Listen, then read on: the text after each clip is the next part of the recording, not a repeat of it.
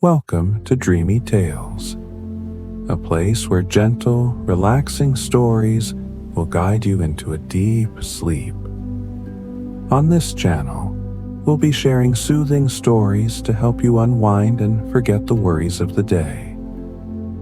If you enjoy these peaceful moments, don't forget to hit the subscribe button and tap the notification bell so you won't miss any of our bedtime tales. Let's create a space of relaxation together each night. Now, before we dive into tonight's story, let's take a few moments to relax your body and mind. Find a comfortable spot to sit or lie down. Gently close your eyes and take a deep breath.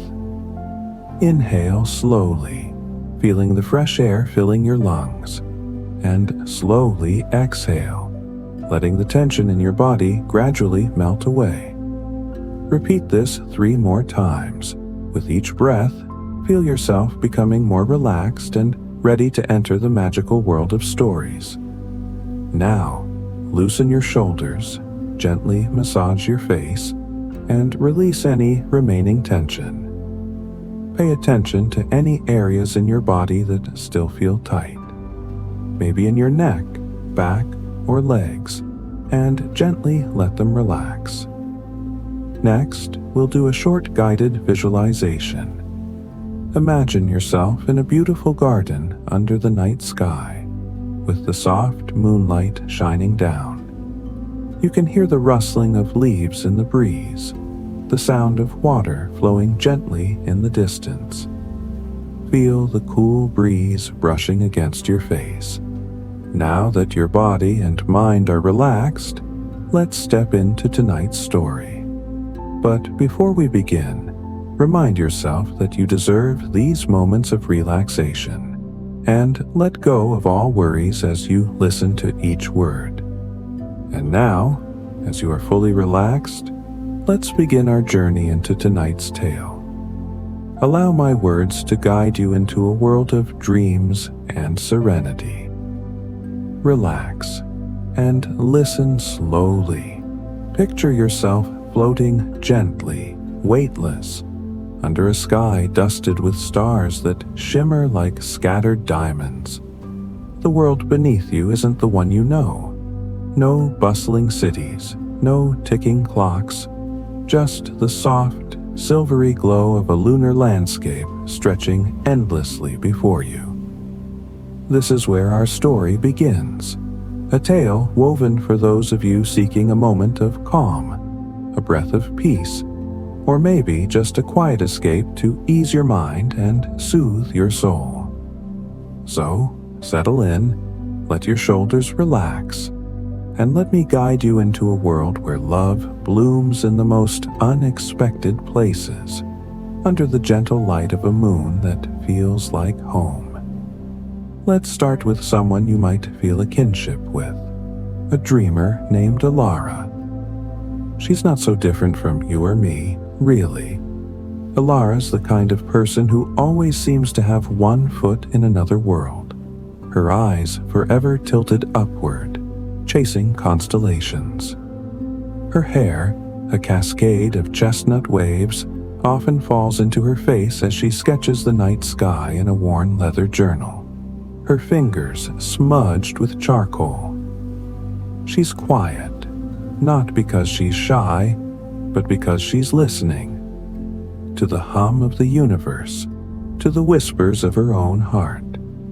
There's a warmth to her, a softness, like the glow of a candle flickering in a dark room. But there's also a restlessness, a yearning for something bigger, something she can't quite name.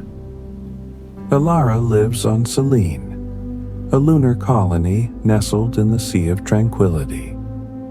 Imagine a place where domed cities sparkle like glass bubbles against the moon's dusty surface, where the air hums with the faint buzz of artificial gravity, and the horizon is always kissed by the deep black of space. Selene isn't just a place, it's a feeling. The streets are lined with luminescent plants that pulse softly, casting a teal glow on the faces of passers-by. The buildings, carved from moonstone and reinforced with sleek metal, curve like waves frozen in time. And the sky. Oh, the sky is a canvas of stars, so close you feel you could reach out and pluck one like a ripe fruit. Now, Alara's life on Selene is simple, but not without its charms. By day, she works in the colony's greenhouse, tending to crops that grow under ultraviolet lamps. Her hands move with care, coaxing life from the lunar soil. Tomatoes that blush red, herbs that smell of earth and memory. She loves the work, the way it grounds her, but it's not where her heart truly lies. At night, she slips away to the observation deck, a wide platform that juts out from the colony's edge, offering an unobstructed view of the cosmos.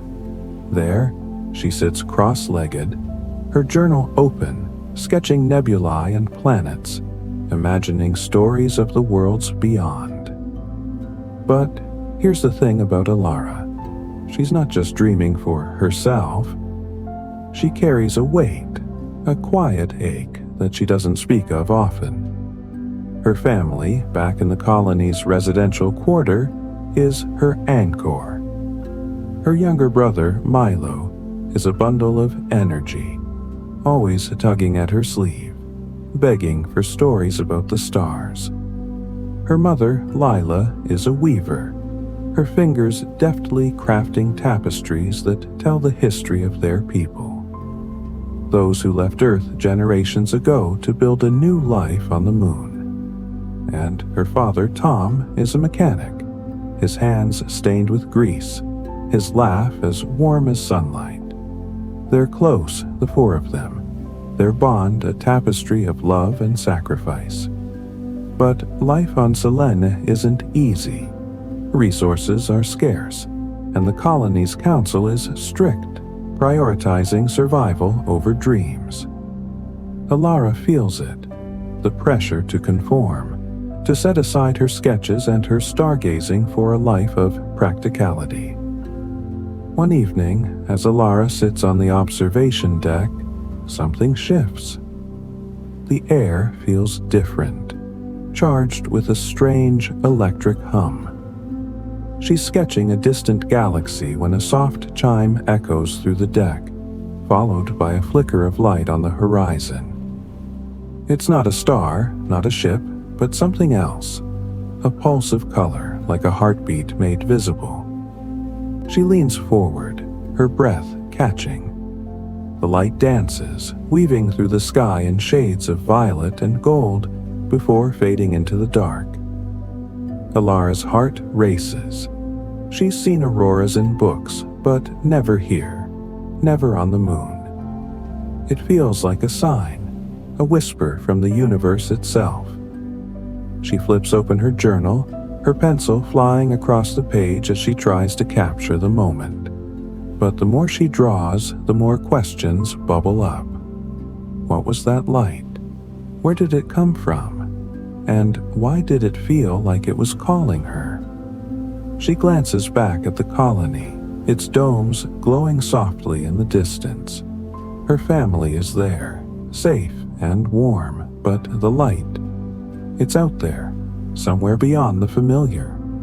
For the first time, Alara feels a tug, a pull toward something unknown. It's exhilarating, but it's also terrifying. What if chasing this mystery means leaving everything she loves behind? As she packs up her journal and heads home, the lunar dust crunching softly under her boots, Alara can't shake the feeling that her life is about to change. The stars above seem brighter, closer, as if they're whispering secrets only she can hear. And somewhere, deep in her chest, a spark ignites. A spark of curiosity, of hope, of a love she doesn't yet understand. The days after the aurora are restless ones for Alara. She goes through the motions, tending the greenhouse, laughing with Milo, helping her mother thread a new tapestry. but her mind is elsewhere, caught in the glow of that fleeting light. She sketches it obsessively, filling page after page with swirls of color and shape. Her family notices the change. Milo, ever perceptive, tugs at her sleeve one evening and asks, "Are you looking for a star that got lost, Elle?" She laughs, ruffling his hair, but his words linger. Maybe she is looking for something lost, or something waiting to be found. One morning, as Alara waters a row of basil plants, a stranger arrives at the greenhouse. His name is Kale, a newcomer to Selene, and he's unlike anyone she's ever met. He's tall, with eyes the color of storm clouds, and a smile that feels like a secret.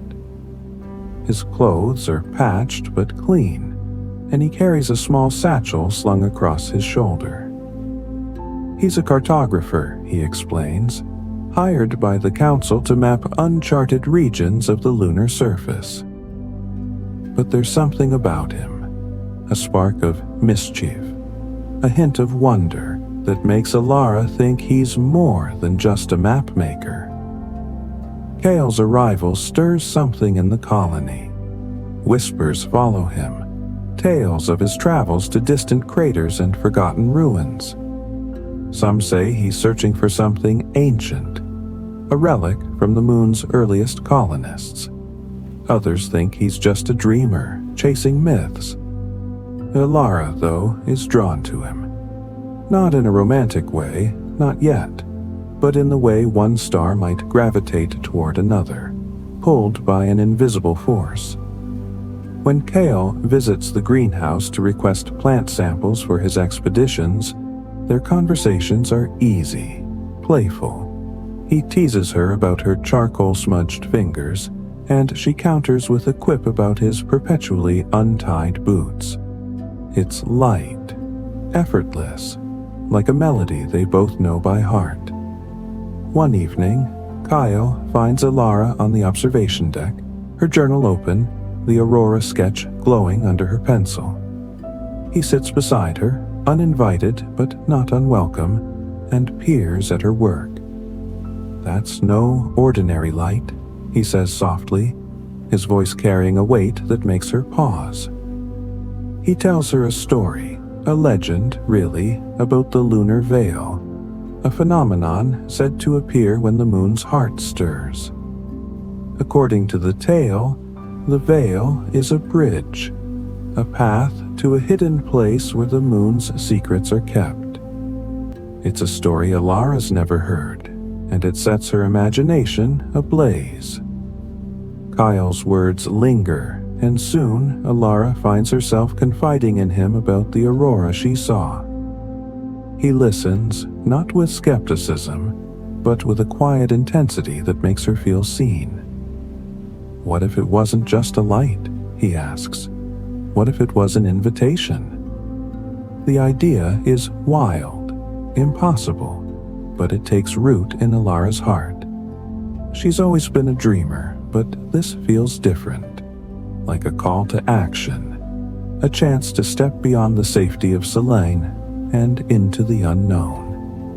The next day, Kyle invites Alara to join him on a short expedition to a nearby crater, one he's been tasked with mapping. It's not far, he assures her, and she'll be back by nightfall. Alara hesitates. Leaving the colony means leaving her family, even if just for a day. But the thought of the aurora, of the veil, pulls at her. She talks it over with her parents, expecting resistance, but Tom surprises her. "You've always had one eye on the stars, love," he says, his voice warm. "Go see what's out there." Lila, ever practical, packs her a small bag with food and a woven scarf for warmth. Milo, of course, demands she bring back a moon rock that glows. The expedition is Alara's first taste of the lunar wilds. The terrain is rugged, all sharp edges and deep shadows, but there's a beauty to it, a stark, untamed grace. Kyle moves with confidence, his map glowing softly on a handheld device. Alara follows, her heart a mix of fear and exhilaration. They talk as they walk, sharing stories of their lives. Kale speaks of his childhood on a distant asteroid colony, of nights spent listening to his grandmother's tales of the cosmos. Alara tells him about her sketches, her family, the way the stars feel like old friends. Their laughter echoes in the silence, a small rebellion against the vastness around them. But the journey isn't without its challenges. A sudden dust storm forces them to take shelter in a shallow cave, its walls glittering with flecks of crystal. As they wade out the storm, Kyle pulls a small flute from his satchel and plays a haunting melody, the notes weaving through the air like threads of light. Alara closes her eyes, letting the music wash over her. It's in that moment, surrounded by the moon's quiet beauty, that she feels something shift, a connection, fragile but real, between her and Kyle, between her and the world she's only just beginning to explore. When the storm clears, they reach the crater's edge, and Alara gasps. The crater is vast, its walls shimmering with veins of luminescent stone. And there, at its center, is a faint pulse of light, the same violet and gold she saw from the observation deck. Kyle's eyes light up. "The veil," he whispers. But before they can investigate, a low rumble shakes the ground. The crater is unstable, Kyle realizes, and they need to leave, now. As they hurry back to Selene, Alara's mind races. The light, the veil, the stories. It's all real, or at least real enough to matter. But the danger is real too, and so is the pull of home. She thinks of Milo's laugh, her mother's gentle hands, her father's steady presence. Can she chase this mystery without losing the life she loves? And Kyle, what is it about him that makes her want to keep walking this path, even when it scares her? Back in Selene, Alara can't stop thinking about the crater, the veil, and the way Kale's flute seemed to weave her dreams into reality. She's changed, though she doesn't fully realize it yet. There's a new strength in her, a quiet resolve that wasn't there before. But there's also fear. Fear of the unknown. Fear of leaving her family. Fear of what the veil might mean. She spends her days in the greenhouse, her hands steady, but her mind far away. At night, she meets Kyle on the observation deck, and they talk for hours, piecing together the legend of the veil like a puzzle with half the pieces missing. Kyle, it turns out, knows more than he let on. He's been chasing the veil for years, driven by a promise he made to his grandmother, who believed it held the key to the moon's past and its future. He shows Alara a fragment of an old map, its edges frayed, marked with symbols she doesn't understand. The map points to a place called the Heart of the Moon, a hidden valley where the veil is said to be strongest. But the valley is far beyond the colony's borders, in a region the Council has deemed off-limits. Going there means breaking rules, risking exile, and facing dangers neither of them can predict. Alara wrestles with the decision. She loves her family, her home, the life she's built. But the veil feels like a part of her now, a thread tied to her soul. She talks to her parents, expecting them to urge caution, but Lila surprises her.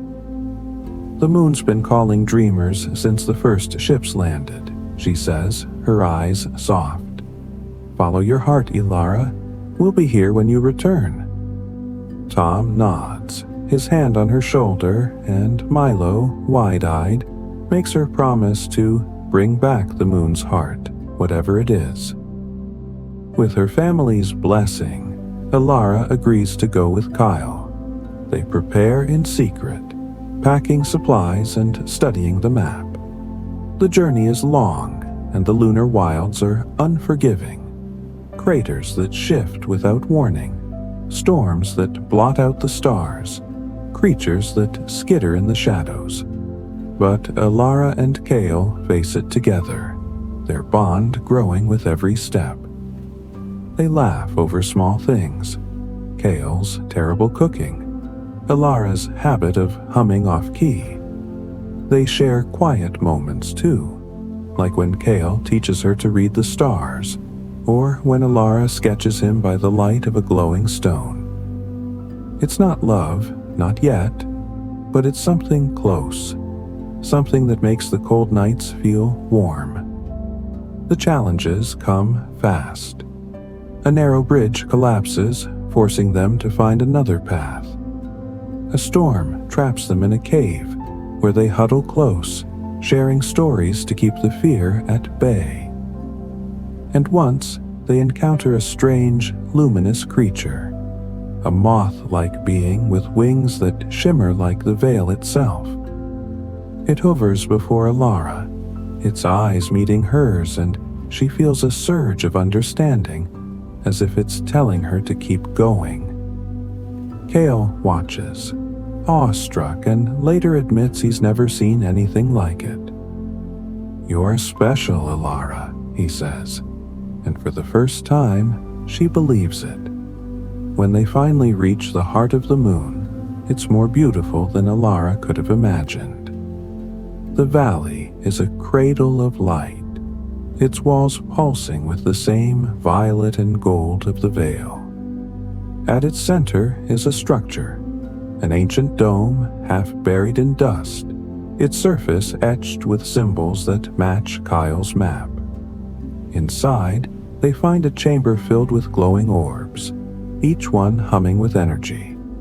Kyle explains that these are memory cores, left by the first colonists to preserve their knowledge, their dreams, their love for the moon.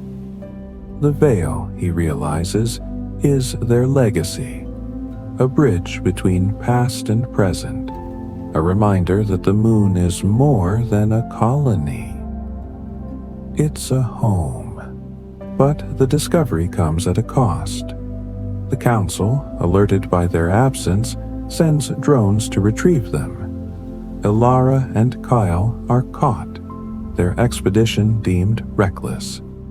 Back in Selene, they face judgment, but Elara speaks up, her voice steady. She tells the council about the memory cores, the veil, the heart of the moon. She speaks of love, not just for Kale, though she knows now that she loves him, but for her family, her home, the dreams that bind them all. Her words move the council, and instead of exile, they are tasked with sharing the core's knowledge, ensuring the moon's history is never forgotten. As the story closes, Elara stands on the observation deck, Kyle by her side, her journal open to a new sketch, one of the heart of the moon glowing under the stars. Her family joins them, Milo chattering about the moon's heart, Lila and Tom smiling proudly. The veil pulses faintly in the distance, a reminder that some mysteries are meant to endure. Elara feels whole, her dreams and her love intertwined, her heart as vast as the lunar sky. And so, dear listener, our tale ends, not with a farewell, but with a promise. The moon is always there, waiting for your dreams, your hopes, your love. Let Elara's story remind you that even in the darkest nights, there's light to be found. And even in the vastness of the universe, there's a place for you. Sleep well, dream deeply, and know that the stars are always listening